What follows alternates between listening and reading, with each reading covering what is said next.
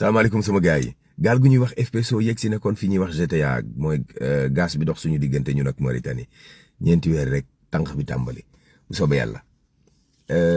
Ousmane Sonko gagné na prix bu ñuy wax Myriam Makeba. Paul Kagame ñëw na seet si président Diomaye ñu liggéey ba pare ngoon gi ñu ànd Dakar Arena Douane dóor équipe bu Rwanda bu dóor yu bu mu tëddal boppam.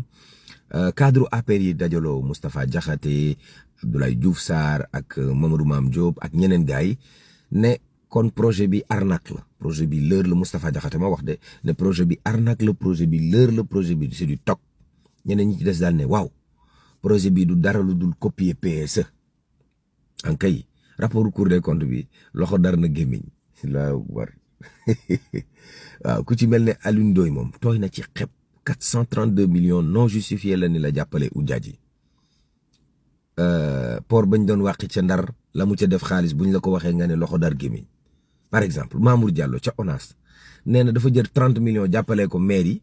ci conférence religieuse buñ doon organiser 80 millions de francs CFA la def nee na ci